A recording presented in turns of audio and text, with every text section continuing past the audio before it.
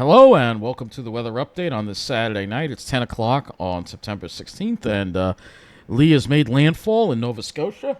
And this is the satellite image here taken just before it did make landfall. You can see what a large storm it is. And you can see the cirrus shield kind of stretching over us, and just really it really shows you how big this storm is. Just pull out. It's just huge. And this is, I believe this is Margaret over here, this little thing right here. So you can see how big Lee is. Lee is large. And let's get to the latest on Lee from the Hurricane Center before we talk about our weather here, because Lee has made landfall and is now considered a post-tropical storm. So as of 8 p.m., strong winds, coastal flooding, and heavy rains are occurring in portions of Maine and Atlantic Canada. Its location is 44.7 north, 66.3 west, about 40 miles east-southeast of Eastport, Maine, and about 130 miles west of Halifax, Nova Scotia. Maximum sustained winds are 65 miles an hour. It's moving north at 14 miles an hour. And the minimum central pressure is 979 millibars, 28.91 inches. And the tropical storm force winds extend outward up to 320 miles from the center. All right. It will weaken over the next couple of days. An observing site in Beaver Island, Canada, reported a sustained wind of 48 miles an hour with the gusts to 63 miles an hour. And again, if we look at the map here, you'll see you've got your tropical storm warnings in effect for part of the Maine coast into Nova Scotia. And they'll probably maybe need to issue something for whatever is left of it by the time it gets to Newfoundland. It'll be weaker at that time. But it is a huge storm, and we're going to look at another look at it on satellite. Let's go to here. So you can see it making landfall. All right, so you can see there it is, making landfall. Huge storm. You can see it's definitely losing its tropical characteristics now. You can still tell it was a hurricane, but it definitely is losing its tropical characteristics. Let's see if we can get one for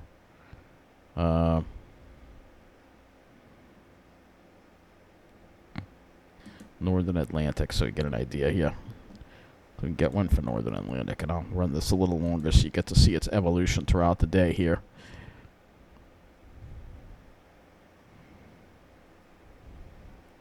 So again, look at that. Look at that thing. It's just huge storm right there going into Nova Scotia there. So we're going to look at some observations at Nova Scotia right now. Going to the weather and hazards map here. Let's go. So you can see this is where the tropical storm warning is. We still have that high surf advisory in effect for the Cape. Let's put some observations up here. We'll take a look and see what conditions were like as this thing passed, especially in some of these observing sites like Mount Desert Rock, which has a west wind at 37, gusting to 40 right now. Maximum wind gust was 61 miles an hour there, as you see there. So that's pretty strong. Not hurricane force, but pretty strong. Cape Cod, Provincetown. West wind at 15, gusting to 25. We'll take a look and see what their conditions were like throughout the day. And they had some gusts up there. Let's see what they got up to. Nothing too bad. They had gusts into the 30. They had a 40-mile-an-hour wind gust. A couple of 40-mile-an-hour wind gusts around noon today. That was the strongest winds that they got there. Another 41-mile-an-hour wind gust right there. All right, 43. Actually, if I click on the observation here, it should tell me max wind gust here was 45 miles an hour at Provincetown. So let's take a look at these buoys here. Let's take a look at this one here, which is reporting a west wind to 20, gusting to 29. Wave height is 8.5 feet. They had a maximum wind gust at that buoy of 56 miles an hour. And see if we get the wave heights now. No wave height. No record of wave heights being... They don't keep a record of that, I guess. But let's look at a few more buoys here. Let's look at a few more sites here in Nova Scotia. Bacaro Point has a southwest wind at 40, gusting to 47. And let's take a look and see what their conditions were like. You had winds gusting, up to 65 miles an hour, it looks like. Pretty rough conditions there. East-northeast wind at 50, gusting to 65. That's pretty significant right there. 65 miles an hour was the highest wind gust over there. Let's look at this buoy here. Look at that buoy. It's reporting wave heights nearly 17.4 feet on that buoy right there. That's pretty impressive right there. And let's take a look and see what their history was as far as winds go. Looks like they had some wind gusts up to 65 miles an hour. I don't know why they don't keep the wave heights in here. I don't know why it doesn't show the wave heights. Let's see. Maybe it would. Nope, doesn't show the wave heights. I don't know why there's no record of that. But right now it's reporting a wave height of 17.4 feet. They might have gotten higher than that. That's why I want to see those older. Here's Beaver Island. That's the other station that had peak wind gusts to 63 miles an hour. Halifax itself had a peak wind gust of 73 miles an hour. Wow. So yeah, that's almost hurricane force. You can see the kind of conditions they were dealing with in Halifax here. Pretty significant. And you can see these wind gusts, pretty strong wind gusts, heavy rain. Where's your wind gust to 73? That occurred at 9:33 this morning. Pretty impressive wind gust, because they're not like right along the coast. You know what I'm saying? They are a little bit inland. I wish we could get some more of the buoy reports from earlier. That would have been nice. I don't know why they don't. Maybe if I go to the 7-day, maybe. I don't know why it doesn't show us that. I don't understand that. Why it doesn't give us a graph of show hourly data, but it's not showing the buoy temperatures of the wave heights. That I just don't understand at all.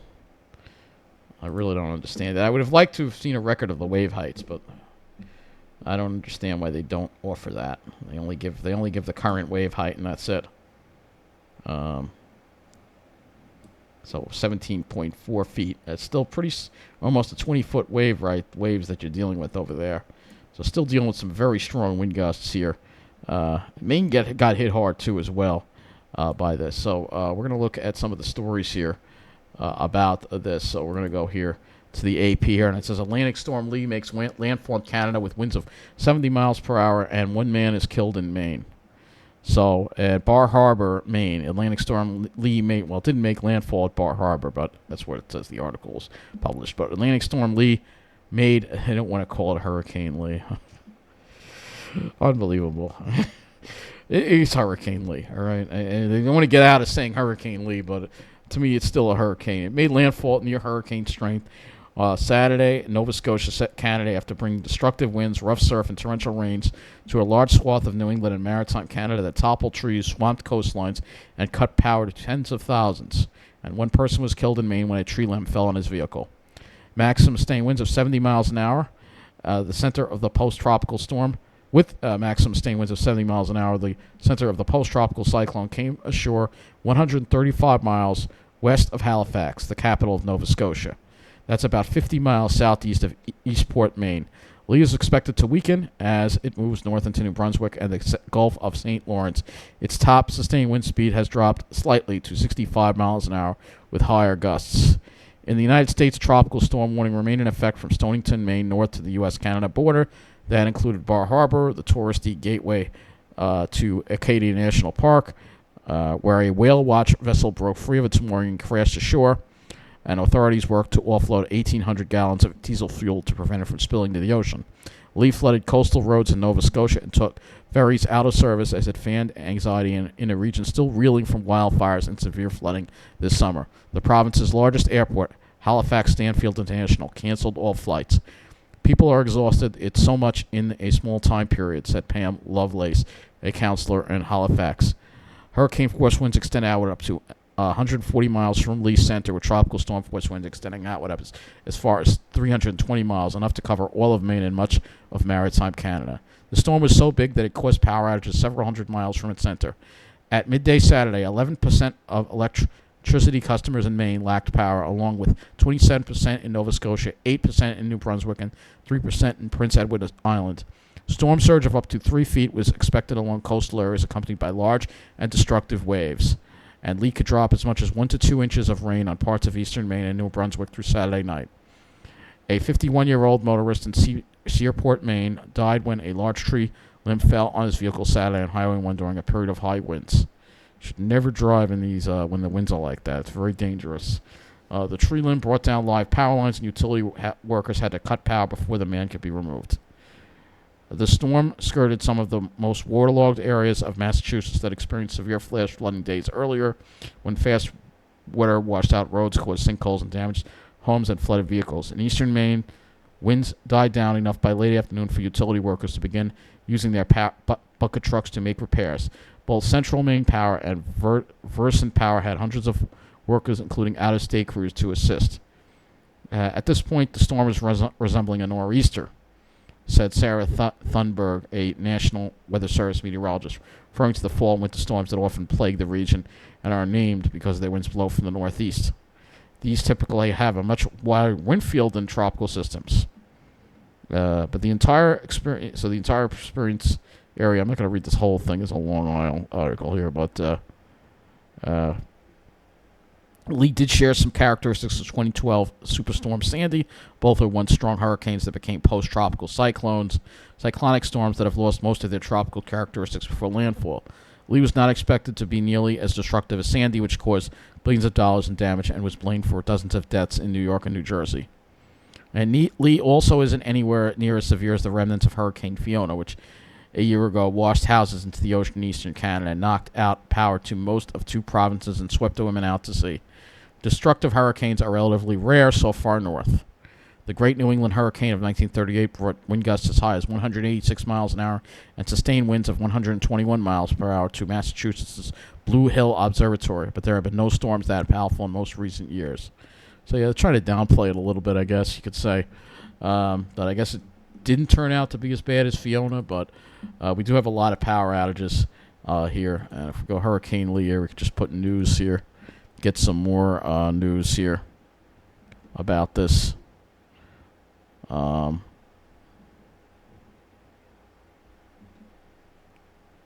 So apparently state of emergency was lifted. Let's see if Cape Cod got hit as hard with the storm surge as we thought here. I don't see anything about storm surge damages in Cape Cod right now. But I was definitely concerned about flooding. But again, the storm was farther away, and I guess it was able to, spare Cape Cod that. But let's look at the power outage situation. Nova Scotia Power has 120,000 people without power right now. 120,708 people without power. So it's a lot of people out. And you can see where all the outages are. We have outages all over the place here. Pretty much these areas are probably nearly, not every single area has been out of power, but there is a lot of widespread power outage activity in Nova Scotia in these areas. And here's another one here. See, a lot of these have been damaged. Trees on wires. Some of these areas are just completely out here. Halifax, too. This is Halifax here. Even downtown Halifax has outages. You can see parts of downtown have power outages, too. Lots of power outages. So it seems like Nova Scotia is getting the hardest hit with the power outage situation. And you have lots and lots of power outages here. Those orange ones are up to 5,000 customers without power. All right. So it's significant. Again, this is a Dartmouth area here, which is that's an outage that's affecting several thousand people. So if we can go to summary, it'll tell you. Let's see if we go to summary here. Doesn't really tell you, I guess. Doesn't really tell you what the percentage of people is out there. That's what I'd like to know, is the percentage, but it doesn't really tell us. We go to summary. It just says view service area. Okay, here we go. But it doesn't really tell us the percent that are out. It just gives us the affected customers. But you can see, like in Halifax, for instance. I don't list Halifax. Halifax has 27,000 people right now without power. So They don't really give a percentage thing. We go to the United States power map here. Unfortunately, we don't have one. This doesn't cover Canada, but this does cover Maine, and you can see Maine heavily impacted by power outages. You can see in these counties here, half the people without power in some of these counties. Luckily, I don't see any total blackouts here. Again, Maine didn't get the brunt of it. It was mainly Nova Scotia, and again, because the storm did not take that left-hand hook, so Massachusetts, Cape Cod was really spared. Hardly any power outages there. And I guess that's part of the reason why they didn't really have too much storm surge flooding. Nothing severe over there, at least. And it could have been. It could have been much worse.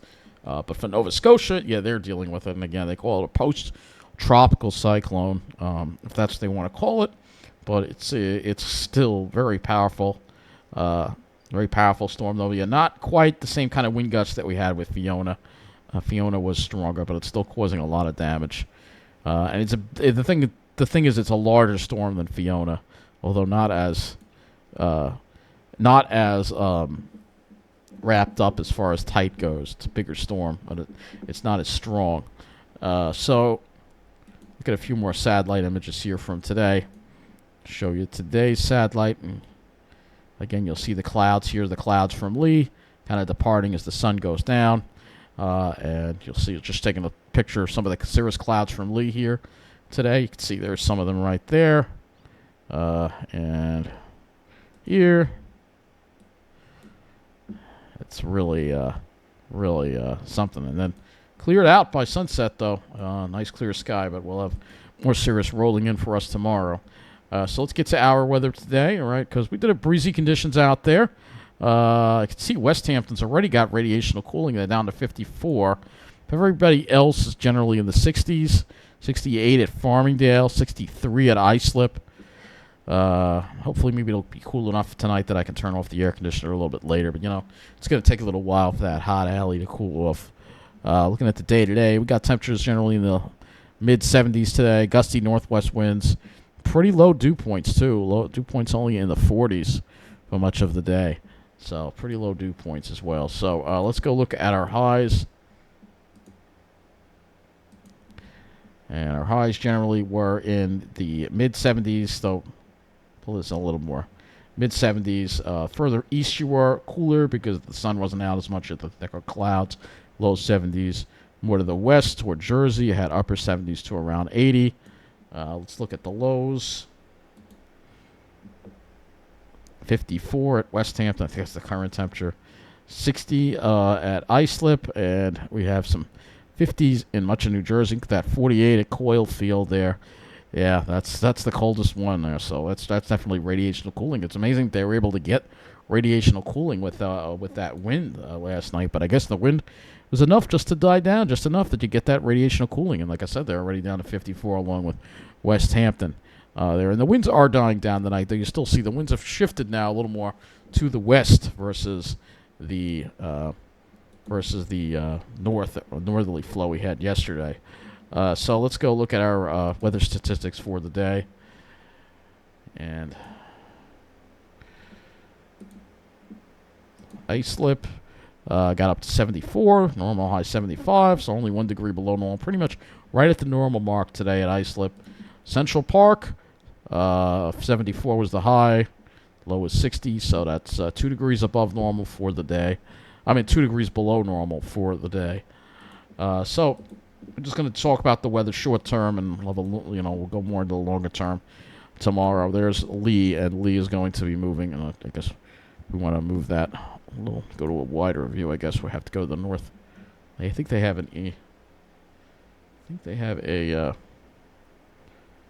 Southeast Canada view. All right, so we can look at Lee on here, right? Let's see what post-tropical storm Lee does. So you can see here, it's going to continue to move northeast, and for New Brunswick, it'll just be a rain and wind event. I don't think there'll be that much damage, but there could be a lot of rain with that. So that's the main thing that you're going to get from that. If we look at the total accumulated rainfall from Lee, you could see some areas could see as much as over 2 inches of rain, and other areas will see around 1 inch, depending on where you go. Nova Scotia, I think the rain is done for most of Nova Scotia at this point. So go back to this view here and talk about our weather our area for tomorrow. So we'll go look at the HRRR here. And this is the 0Z HRRR as we go into tomorrow. So we'll have sun, and then we'll have increasing clouds toward the afternoon, and then after sun, after 8 o'clock or so, 9 o'clock, we're going to start seeing some rain move into the area. You can see nothing severe, just light, showers generally. They should taper off a little bit by Monday morning, but there could still be some that might kind of linger around a little bit in the afternoon. You can see there's a little wave that forms along this front. Originally thought this front was going to move through and we wouldn't have any rain chances lingering through the day, but you can see there's going to be rain chances lingering throughout tomorrow because of this low wave of low pressure that decided to form along the front, of course. So how much rainfall will we see from it? Not a lot. Generally, between a quarter and a half an inch, generally speaking. So it won't be a lot of rain, but you'll just be aware. Just be aware that Monday is going to be a sucky day. So let's look at our dew points, because that's what's going to bring in the moisture, obviously. So right now, the dry air, west to northwest winds tomorrow. We have west winds turning southwest, light southwest, and then you can see that humidity coming in toward the evening. That's going to bring in your rain chances, and you can see how this wave of low pressure forms along this front, and that's going to kind of enhance, kind of keep the rain chances around. At least that's what the HRRR has been leading into. Originally, we thought we'd have a few showers early in the morning, and that was going to be it. We even see the sun by the afternoon, but that's not going to happen. So, and I don't want to have to deal with rain because I want to try to go in person to the Long Island Railroad Committee meeting. But if it's raining, I'm not going to want to deal with that, and then I'll have to do it through Zoom. Let's look at our temperatures. So tonight, we're going to drop back to the 50s again. Going to be another cool night again, especially if you get radiational cooling. What is possible in the Pine Barrens. And, warmer areas, obviously, like my alley, may struggle to get below 60. And then for tomorrow, will be warmer. Temperatures upper 70s probably on Long Island, maybe low 80s in New Jersey. Not cooling off as much tomorrow night with the humidity and cloud cover. And then for Monday, temperatures aren't going to really get that warm because of the cloud cover and the rain chances. So it's only going to be around 70 for the most part. Looking at the RGM here. So again, looking at tomorrow, you'll see we'll start off with sun. We might have mostly sunny skies, but you see that cirrus is going to start coming in, especially toward the afternoon. I think we'll start seeing it. And more high clouds and, jet smog and all that crap. Maybe there'll be some mid-level clouds, too. And you can see the clouds from that front. You can see they just kind of, instead of just moving due west-east, it kind of gets stuck for a little bit. And then as we go into Tuesday, that's when we'll clear things out and we'll have more sunshine on Tuesday. So that's going to wrap up this weather update. I'll have a longer one for you tomorrow night. Have a good night.